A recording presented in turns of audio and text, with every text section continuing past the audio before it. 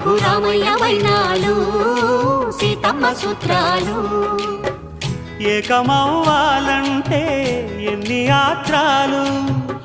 ఏకమవ్వాలంటే ఎన్ని యాత్రాలు ఏకమైన చోట వేద మంత్రాలు ఏకమైన చోట వేద మంత్రాలు సీతమ్మ అందాలు రామయ్య గోత్రాలు రఘురామయ్య వైనాలు